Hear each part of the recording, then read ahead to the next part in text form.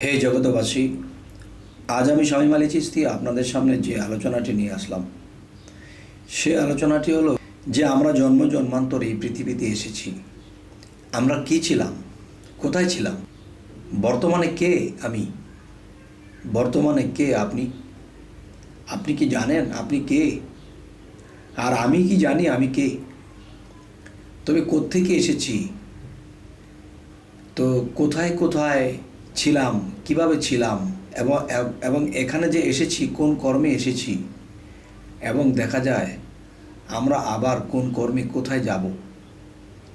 তবে আজকের যে আলোচনাটি একটু মন দিয়ে একটু খেয়াল দিয়ে শুনবেন, এরপরে অবশ্যই আপনার মনে জাগরণ হবে এবং আমরা যে প্রাণীর মাংস খাই তা কি খাওয়া ঠিক নাকি ঠিক না, এবং তারা আসলে কারা। আজকে আপনাদের কাছে অনুরোধ থাকবে আজকের এই আলোচনাটা একটু মন দিয়ে শুনবেন। এই বিশ্বজগতে সমস্ত সৃষ্টি বলতে যাহা কিছু আছে 18,000 মাকলুকাতি আদম। এ কেমন কথা? চলুন এই বিষয়ে আমরা আজকে বোঝাপড়া করব। আমরা এখন চলে যাব সেই সৃষ্টির গোড়াতে। আল্লাহর নূরে মোহাম্মদী নূর সৃষ্টি হয়েছে এবং মোহাম্মদী নূরে সারা জাহান সৃষ্টি হয়েছে। 18,000 মাকলুকাত সৃষ্টি হইয়াছে এবং এই মাকলুকাতের মাঝে মানুষ সর্বশ্রেষ্ঠ মাকলুকাত। তো মানুষ সর্বশ্রেষ্ঠ মাকলুকাত যে আমরা বলতেছি, যে এই মানুষগুলো মূলত কোত্থেকে এসেছে, আমি বলতে চাই সমগ্র প্রাণী জগতই আদম। যদি আমরা সকলেই ভাবি এবং বলি সমস্ত প্রাণী জগৎ আদম হয় কি করে, তাহলে আমি বলবো সমস্ত প্রাণী জগৎ যদি আদম না হয় তাহলে আল্লাহ দোষী হয়ে যাবে। নাউজুবিল্লাহ, এটা কেমন কথা যে আল্লাহ দোষী হবে কেন? আল্লাহ সমান বিচারক আর থাকিবেন না, কারণ সৃষ্টির শুরু থেকে আল্লাহ তাআলা মানুষরূপে যাহাদেরকে পাঠাইয়া দিলেন তাহাদের কি পূর্ণতা ছিল, এবং যাহারা অন্যান্য প্রাণীরূপে আসিয়া গেল বা এদেরকে জন্ম সৃষ্টির মধ্যে পাঠাইয়া দিলেন তাদের কি অপূর্ণতা ছিল। সর্ব 18,000 মাকলুকাতের তো প্রাণ আছে, আত্মা আছে, রূহ আছে। সৃষ্টির শুরুতেই তো তাহাদের কোনো অপরাধ ছিল না, কেননা তাহারাও আদম। এখানে মূল বিষয়টি হলো সমস্ত আত্মাদের ও রূপ সৃষ্টি করিয়াছেন সমস্ত আত্মাই আদম। এখানে মূল বিষয়টি হলো সমস্ত আত্মাদের ও রূপ আছে, রূপ সৃষ্টি করিয়াছেন আল্লাহ। সমস্ত আত্মাই আদম, আদম রূপেই সৃষ্টি করা হইয়াছে। এখন কিছু আদম রূপে মানুষ পৃথিবীতে আসিয়া গেলেন, আর কিছু নয়, শুধু 10 ভাগের 1 ভাগ মানুষে আসিয়া গেল, বাদ বাকি কীট পতঙ্গ গাছপালা পশু পাখিতে জন্ম নিতে হইল।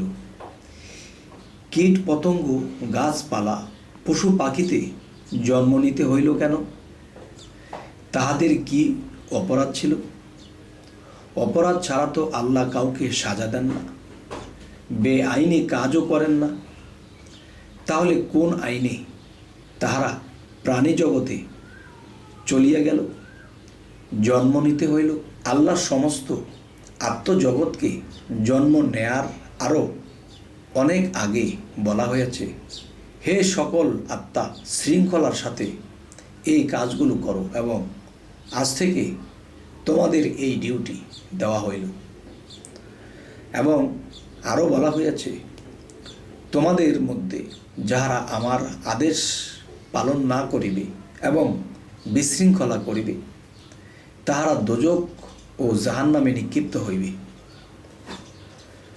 তখন দেখা যায় বেশিরভাগ আত্মাই আল্লাহর হুকুম পালন করেন নাই, যাহার ফলে তাহাদেরকে কীট পতঙ্গ গাছপালা পশু পাখি রূপে জন্ম নিতে হইল, এবং যাহারা পশুরূপে জন্ম নিল তাহারাই জাহান্নামী হইয়া গেল। আর আমাদের আরও শাস্ত্র গ্রন্থে পেয়েছি, যাহারা দুজকি তাহাদেরকে আল্লাহ মানবরূপে এই দুজকে নিক্ষেপ করিবেন না, নিক্ষেপ করিবেন পশুরূপে। যাহারা আদম বা মানুষরূপে আসিয়া গেলেন এই পৃথিবীতে জন্ম নিয়া, সেই একমাত্র বেহেশতি। যাহারা আদম বা মানুষরূপে আসিয়া গেলেন এই পৃথিবীতে জন্ম নিয়া, সেই একমাত্র বেহেশতি। এই পৃথিবীতে সমস্ত 18,000 মাকলুকাতই মূলত আদম, এবং আদম রূপেই আত্মা বিরাজমান আছে। কিন্তু 18,000 মাকলুকাত, এদের মধ্যে মানুষই শুধু মানব রূপে, এদের মধ্যে মানুষই শুধু মানব রূপ পাইয়াছেন।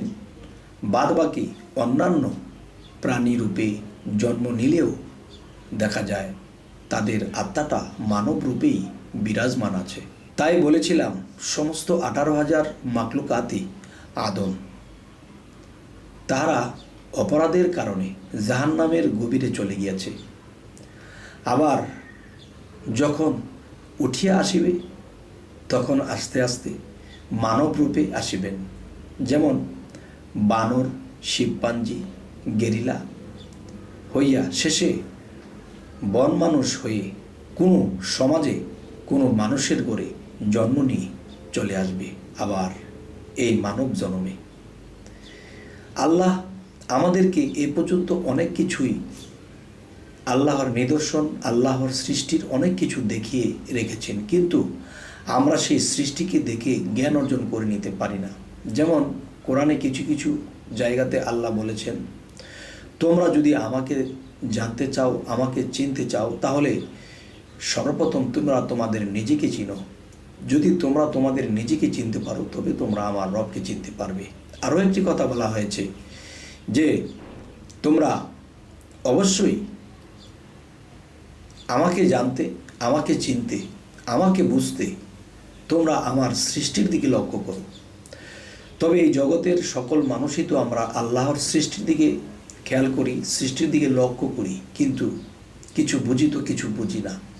তাই আজকের পর থেকে আমরা জাহান্নামের কাজগুলো করব না। দ্বিতীয়ত কথা হলো রব্বি জিদনি ইলমা, যে আমরা দিনে এবং রাতে, ঘুমনের আগে এবং ঘুমনের পরে আমরা এই কথাগুলো বলবো, এই নামটা জপবো। সেটা কি? রব্বি জিদনি ইলমা, রব্বি জিদনি ইলমা। হে প্রভু, আমায় জ্ঞান দান করো এবং তোমার সৃষ্টির জ্ঞান আমায় দান করো। আর সেই সৃষ্টির জ্ঞান যখন আমি বুঝতে পারবো তখন তোমাকে চিনতে পারবো, বুঝতে পারবো। এই জগতবাসী, আজ এই কথাগুলো কেমন লাগলো অবশ্যই জানাবেন, এবং আমাদের এই চ্যানেলের আলোচনা যদি আপনাদের ভালো লাগে তো অবশ্যই সাবস্ক্রাইব করে আমাদের পাশেই থেকে যাবেন। পরবর্তীতে ভালো ভালো ভিডিওগুলো আপনাদের কাছে যেন পৌঁছে যায়। তো আজ এ বলেই রাখবো। সকলেই ভালো থাকবেন। আল্লাহ হাফিজ।